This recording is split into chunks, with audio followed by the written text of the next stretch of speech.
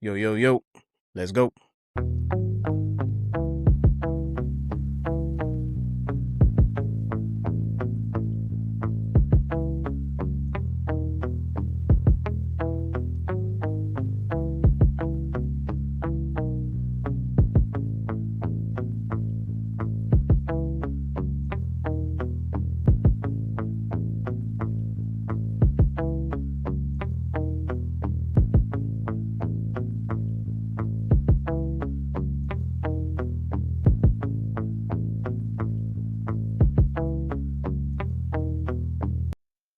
So Myron Gaines explains how he feels how Israel is going to betray us once they finish using us. I kind of feel the same way uh, that they will betray us once they finish draining us dry. They use our military, use our people, use our money to get what they call the Greater Israel.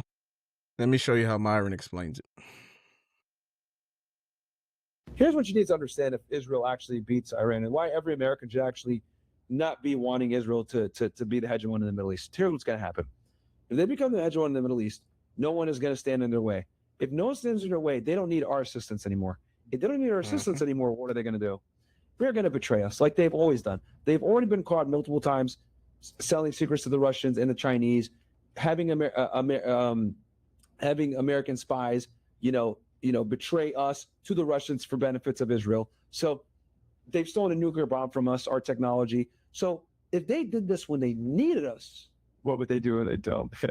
Yeah. So for any American that you want to be anti-SB, and here's the other, Andrew Bustamante, a former CIA guy, and also John Karokow. Bustamante is more pro-Israel. Karokow is not. But here's the beauty: both of them admitted that the Israelis are like one of the worst, like one of the most aggressive, most aggressive intelligence, and also they're one of the countries, even though they're an ally, you cannot fuck with them. Like they're not like you cannot have friendly relations with them because they are so it's not reciprocal. So this is a country that's supposed to be our greatest ally, and even our intelligence agencies say like, yeah, they're really bad for counterintelligence. So we are the reason they're still alive in the Middle East. We are the reason they're still able to exist, and they do this to us. Can you imagine what they're going to do when they don't need us anymore? Yeah. And I think this is what people need to look long term. You're talking about a people that have been a diaspora forever. They've never had their own state. They finally have their own state. You're talking about a people that's been ostracized from every civilization, has been kicked out of so many different civilizations. They've been marginalized and attacked. They do have a real victim narrative. They do. Like, I will grant them that. Like, they have been attacked for a very long time. But this is why they don't give a fuck. And this is why they can't be trusted. Because they've went through all of that, because they've been persecuted so much, they are going to turn on us if they need to. They will suck us dry, pause, like parasites, and then toss us to the side of the road. And God forbid the day ever comes that we're declining power and they're on the rise up, they're not going to hold out a hand and help us. They're not. Nope. At all. Meanwhile, we're over here helping them. Even Nixon admitted there's no strategic benefit to helping Israel. We do it for more reasons. Do you think they're going to help us morally? They've already done a bunch of fucked up shit to us when we stuck our neck on the line for them. Like they've nuclear blackmailed us with Golda Meir and the Yom Kippur War, and they're getting their asses kicked. This is a state that will do anything, steal our technology, be involved in the assassination of a president, spy on us, everything. You don't think they're going to, and this is when they need us. Yeah. I can only imagine when Iran's toppled, the Middle East is toppled, and they have nothing else, and they become like an actual, because they will become a superpower if they keep going at this rate. We're cooked, dude. Yep, I agree with everything he said there. So yeah, I agree with everything he said there. This is exactly how I've been feeling is when they're done with us, right? And they achieve the Greater Israel and they become the superpower of the Middle East and they don't need us anymore. I mean, what do you think is going to happen? They don't work with us now. They spy on us. For example, there's a guy named Jonathan Pollard. Okay. For example, Jonathan Pollard. He's an American Israeli spy. I know that's a little bit difficult to understand, but he's born in America, but Israel is his home base. That's his home country, and he'll do whatever Israel asks of him, he will do for the benefit of Israel, even if that's betray Americans. So let me show you the story of Jonathan Pollard. Okay, so here is Jonathan Pollard. Okay, Jonathan J. Pollard is an American-born Israeli spy and former intelligence analyst who was jailed for spying for Israel in 1984. Pollard sold numerous state secrets, including the National Security Agency 10-volume manual on how the U.S. gathers its signal intelligence and disclosed the names of thousands of people who had cooperated with U.S. intelligence agencies. He was apprehended in 1985 and in subsequent proceedings agreed to pleaded guilty to spying for and providing top secret classified information to Israel. And here you go here.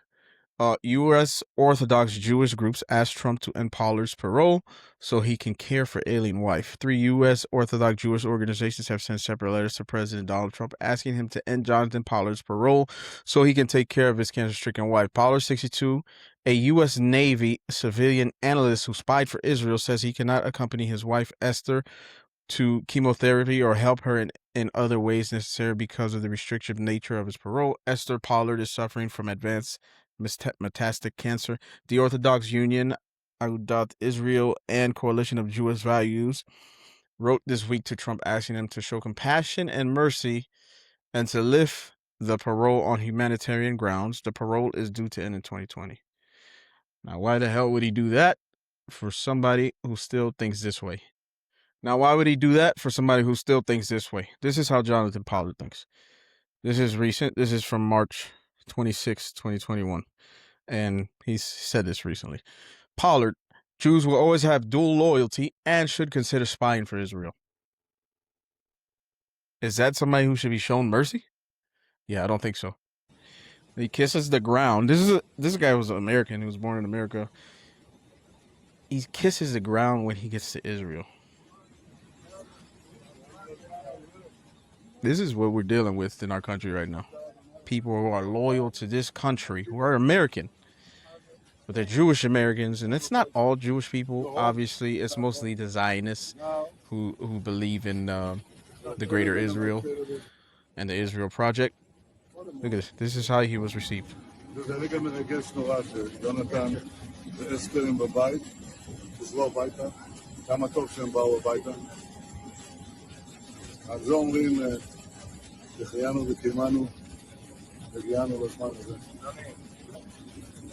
are ecstatic to be home at last after 35 years. And we thank the people and the Prime Minister of Israel for bringing us home. No Bringing us home. He's American. Of this country or its leader than we are. And we hope to become productive citizens as soon and as quickly as possible and to get on with our lives here. This is a wonderful country. It has a tremendous future. It is the future of the Jewish people, and we're not going anywhere. So thank you. Profound thank you very much. Thank you. Get some much. Welcome home. Thank you. Goodbye. Welcome home. They're American, by the way. Now, we're speaking how we believe, Myron Gaines was speaking how he believes Israel would betray us. When they achieve their goal, they're finished using us for all our resources, all our people, for war, all our weapons, all our money. This is Joe Kent, and he explains how Israel sabotaged negotiations with the U.S. and Iran for a peace deal, which I believe they said they were close. And he will show you how Israel basically, this is what they do. They kill the negotiator, right? They kill the negotiator.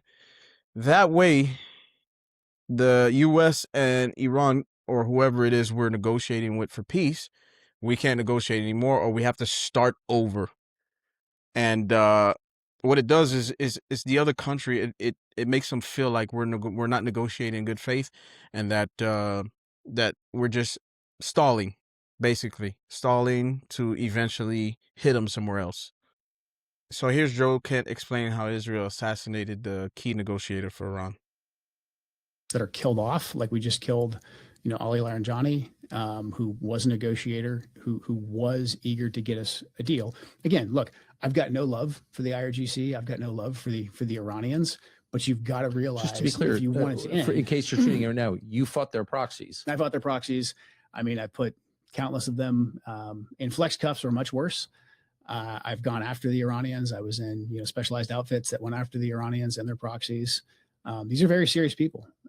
They're not, supermen by any means. They're humans, but they're serious. And if you give the IRGC a reason to take more control and they get support from the people, because again, you kill off the Ayatollah, they can say, hey, the last guy was too moderate. Look at what it got us. Like, give us more control. I get it. And the Iranian people are going to be like, well, actually, yeah, I don't like getting bombed by the Americans and the Israelis. Maybe we do need to listen to the IRGC. So a lot of these, the points that you're making, I think are insightful, but they're also pretty obvious if you kind of game it out for 10 seconds. Yeah.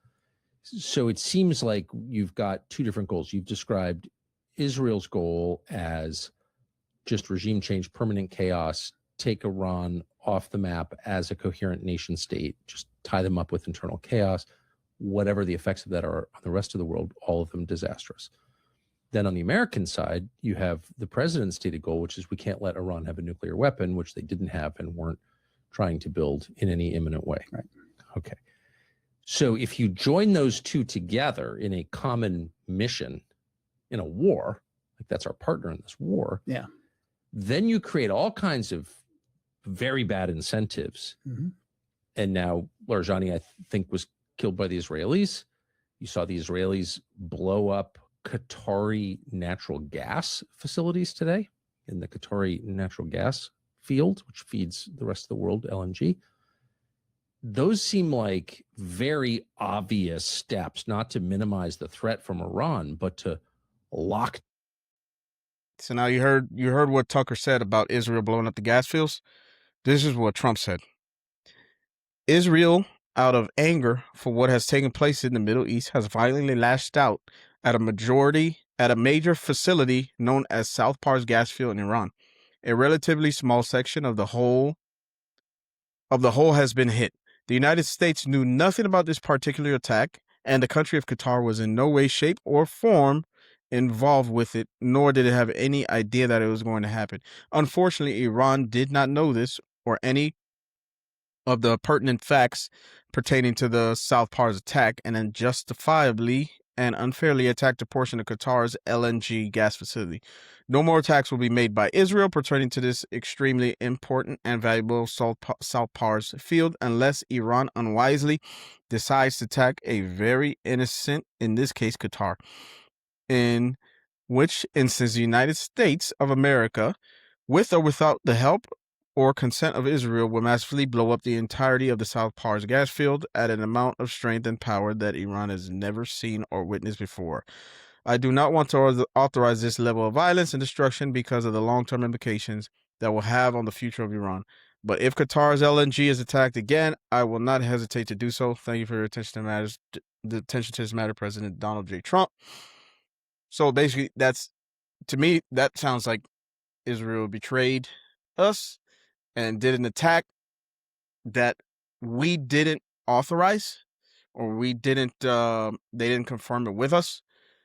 So to me, that's an act of betrayal. So I just don't see how you see the end game when they eventually get to what they really want, which is the greater Israel, how they're not going to betray us. So if you look at this patch right here, this is the patch of the greater Israel. This is basically all the land they want, all the territory they want, which is what's happening right now, because I feel like Israel feels the support of the United States, at least the people of the United States, is slipping. So as we get to future generations of people that disagree with the way Israel starts endless wars for the greater Israel, the greater good of Israel, they know that the support is gonna diminish, especially with the younger generation. So I think they're going all out right now, and they will go all out in probably the next 10 years. So basically, this is an IDF. This is a patch on the IDF uniform, and this is a map of the greater Israel right here. And let me play this video. That was seen on the uniform of an Israeli soldier. Look closely. What do you see? You see Palestine, Saudi Arabia, Syria, Iraq, Lebanon, Egypt, and a small part of Turkey. And next to it is written, the promised land. What does this mean? Are Israel only fighting a defensive war? Or do they have a hidden agenda to continue to expand their land by taking over the countries around them? Which that was It's not seen on the hidden anymore. uniform of an Israeli soldier. The agenda is not hidden anymore. And I'll show you with this next video. Okay, so you heard in that last piece there, you heard as part of the greater Israel, you heard Turkey, right? Okay, so now look at the former Israeli PM Naftali Bennett said this, and here it is right here. Now, of all the countries that should be vigilant, it's Turkey. Speaking of TRT, because it's next on Israel's sights of countries that Israel wants the United States to attack. Because Israel doesn't attack. They just call Washington and say, hey, hit these guys, hit Iraq, hit Syria, hit Libya, hit Iran. The next one is hit Turkey. Yep. That's not me. It's not Rick Sanchez saying that, by the way. So don't take my word for this. Listen to Israel's former prime minister. Turkish threat is emerging. I want to be very clear. Turkey and Qatar have gained influence in Syria, are seeking influence elsewhere and everywhere throughout the region. And from here, I warn, Turkey is the new Iran. He said it right there in the video. Turkey is the new Iran. So they basically what they see now is they're taking care of Iran. They got the U.S. to go all in on Iran. Once they finish with Iran, their next size is Turkey. Then after Turkey, who do you think is next? Yeah, Saudi Arabia, Iraq. They're going to start taking land from Iraq. They're going to take all of Syria. They're going to take all of Lebanon. They're already working on Lebanon. They already started invading Lebanon. They're going to take all of Jordan, and then they're going to take a piece of Saudi Arabia. And then, boom, there you got it. The greater Israel, they're the superpower of the Middle East. Most likely the superpower of the world because they already control us. So that's the show for today. See you next time. Stay vigilant.